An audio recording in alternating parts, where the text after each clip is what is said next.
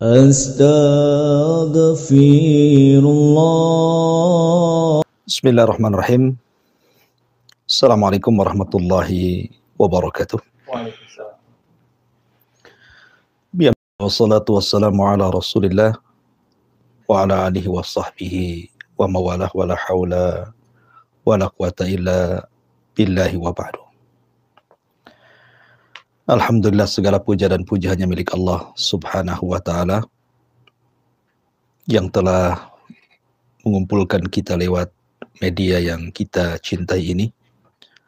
Sebagaimana Allah subhanahu wa ta'ala kumpulkan kita lewat media ini, semoga Allah kumpulkan kita juga di surga. Amin ya rabbal alamin. Salawat dan salam tentunya kita hadiahkan kepada Rasul kita, Nabi besar Muhammad sallallahu alaihi wa ala alihi wasallam. Ma'asyiral muslimin wal muslimat, para pemirsa dan juga para pendengar, semoga dirahmati Allah subhanahu wa ta'ala. Kita tahu bahwa Al-Quranul Karim adalah kitab yang terakhir Allah turunkan setelah sebelumnya Suhuf, kemudian Taurat, kemudian Zabur, kemudian Injil, dan yang terakhir adalah Al-Quranul Karim. Dan Al-Quranul Karim juga diturunkan oleh Allah subhanahu wa ta'ala untuk diibadahi bacaannya. Bukan hanya sekedar ditelaah isinya, tetapi juga ada nilai pahala bagi orang yang membacanya. Dan itu disyaratkan di dalam hadis Nabi sallallahu alaihi wasallam, "Man qara'a harfan min kitabillah falahul hasanatu wal hasanatu bi asyri amsalihha, la aqulu alif mim harfun walakin alifun harfun wal lamun harfun wa mimun harfun." Maka siapa yang membaca satu huruf saja dalam Al-Quran, maka dia dapat satu pahala yang akan dilipat gandakan menjadi 10 kali lipat pahala. Kata Nabi, aku tidak katakan alif lam mim satu huruf, tetapi alif satu huruf, lam satu huruf, dan mim satu huruf. Walaupun demikian, ada waktu-waktu di mana seorang muslim tidak boleh membaca Al-Quran. Secara umum, membaca Al-Quran itu sangat dianjurkan. Karena al-mahir bil-Quran ma'as safaratil kiramil barara.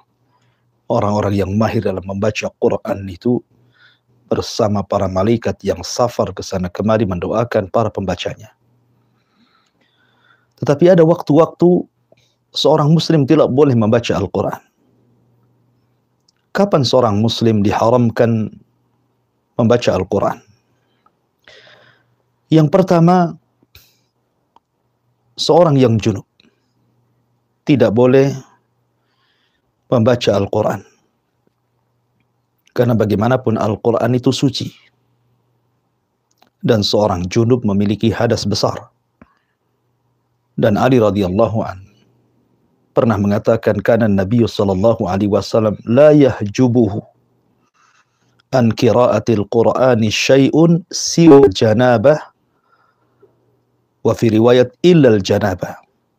Kata Ali radhiyallahu an, Nabi sallallahu alaihi wasallam tidak menghalangi waktu apapun untuk membaca Quran kecuali ketika saat junub. Dari sini menunjukkan bahwa orang yang sedang junub sebaiknya menghindari membaca Al-Quran. Kemudian yang kedua, bagi seorang wanita haid ataupun seorang wanita yang nifas. Wanita haid dan nifas juga sama membawa hadas besar. Dan itu banyak sekali diisyaratkan dalam beberapa hadis Nabi sallallahu alaihi wasallam. Kemudian yang ketiga, ketika saat ruku dan sujud.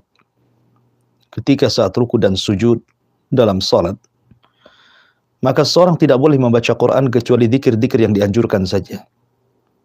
Dan itu juga diriwayatkan dari Ali bin Abi Thalib radhiyallahu an, nahani Nabi sallallahu alaihi wasallam an qiraatil Quran wa ana raqi aw sajid.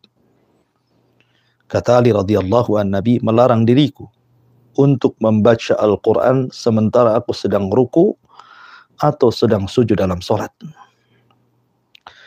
Kemudian yang selanjutnya, sebagian ahli fikih mewajibkan tidak boleh membaca Al-Quran saat imam mengeraskan bacaannya dalam sholat-sholat jahriyah, kecuali membaca Al-Fatihah. Dan itu disebutkan dalam hadis Abi Hurairah radhiyallahu an, Nabi SAW suatu ketika insarafa min salati jahrin fiha bil qiraah. Jadi ada seorang sahabat yang membaca Quran, kemudian Nabi SAW selesai salat menghadap para sahabat dan mengatakan, hal qara'a ma'i ahadun minkum anifa. Apakah tadi ada orang yang membaca Quran sehingga menyala-nyala bacaanku, kata Rasul tadi? Maka seorang sahabat mengatakan, na'am ya Rasulullah. Maka Rasul SAW mengatakan, inni aqulu mali unazi al-Quran. Rasul melarang tidak boleh membaca Al-Quran ketika Nabi SAW membaca Al-Quran keras dalam salat, kecuali surah Al-Fatihah. Dan di sini menunjukkan ini juga larangan seseorang membaca Al-Quran. Ma'asyiral muslimin yang dimuliakan Allah Subhanahu wa taala, termasuk juga membaca Al-Quran di tempat-tempat yang penuh dengan kotoran, seperti al-khala, kamar mandi ataupun WC. Maka Nabi SAW sangat melarang ketika ada seorang yang mengucapkan salam dan Rasul berada di khala, di dalam kamar mandi, maka Nabi tidak membalasnya, tidak menjawab salam maksudnya. Kalau salam saja tidak dijawab, bagaimana pula kemudian membaca Al-Quran? Maka seseorang tidak boleh membaca Quran di kamar mandi dan di tempat-tempat yang di situ penuh dengan najis, di tempat-tempat sampah dan yang semacamnya. Ada juga yang mengatakan makruh membaca Al-Quran di tengah-tengah wudu, karena Nabi SAW hanya membaca basmalah sebelum wudu dan tidak pernah bicara di tengah-tengahnya. Inilah di antara waktu-waktu dan tempat-tempat seseorang dilarang untuk membaca Al-Quran. Lalu kapan baca Quran itu sangat dianjurkan dan disunahkan? Pertama, sangat dianjurkan baca Quran itu pada sepertiga akhir malam. Karena Nabi SAW mengatakan, innallaha yanzilu fi kulli lailin, innallaha tabaraka wa ta'ala yanzil fi kulli thuluthin minal laili wa dhalika kulla lailatin.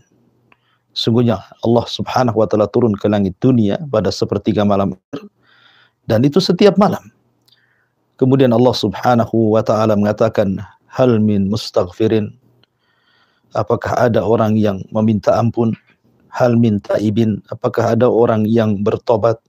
Hal min sailin, apakah ada orang yang meminta? Hal min dain, apakah ada orang yang berdoa?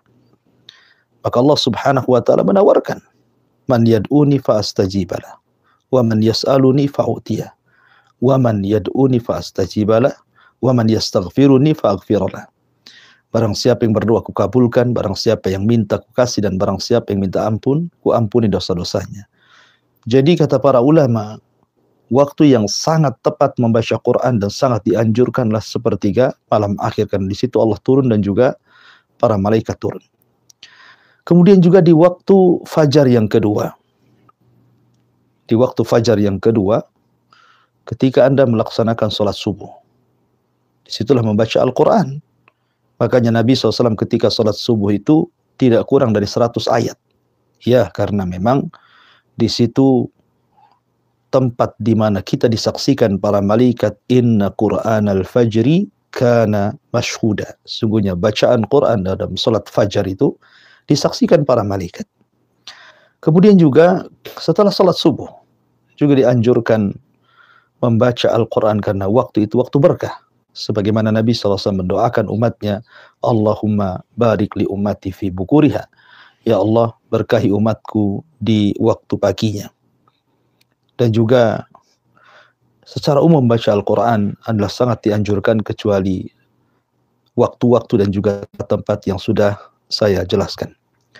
Ma'asyiral muslimin yang dimuliakan Allah Subhanahu wa taala, adapun membaca Al-Qur'an sendiri manfaatnya banyak sekali.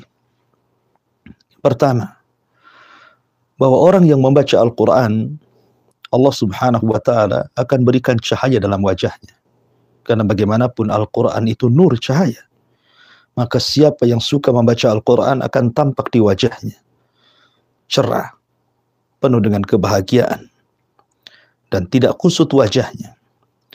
Kemudian yang kedua, orang yang membaca Quran termasuk a'lan nas darajah. Allah berikan derajat tinggi karena dia mendapatkan 10 kebaikan pada setiap satu huruf yang ia keluarkan.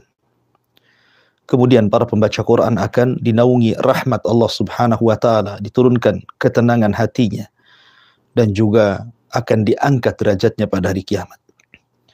Termasuk juga orang yang membaca Quran, Al-Quran akan menjadi syafaat bagi dia pada hari kiamat. Dan Allah Subhanahu wa taala pilihkan tempat yang tinggi di sorga berdasarkan sabda Nabi sallallahu alaihi wasallam ketika Allah memanggil para penghafal Quran, maka Allah mengatakan, Iqra wartaq warattil kama kunta tarattil fid dunya fa inna manzilataka inda akhirin ayati taqra'uha. Baca, naiklah, pilih tingkatanmu di sorga. Tartilkan bacaanmu sebagaimana kau mentartilkan bacaanmu di dunia, karena akhir tingkatan kamu di sorga disesuaikan dengan ayat yang kau baca di dunia. Dari sini Syekhul Islam Ibnu Taimiyah mengambil istinbat bahwa tingkatan di sorga itu sejumlah ayat di dalam Al-Quranul Karim. Kemudian juga di antara faedah membaca Quran bahwa dia akan diberikan kebaikan dan barakah, karena Quran itu penuh dengan kebaikan, penuh dengan barakah, dan orang yang membaca Quran mudah dikabulkan doanya di hadapan Allah Subhanahu wa taala, dan Rasul akan menjadi saksi pada hari kiamat. Ini di antara fadilah-fadilah membaca Al-Quran. Wallahu a'lam. Mudah-mudahan yang singkat ini bermanfaat.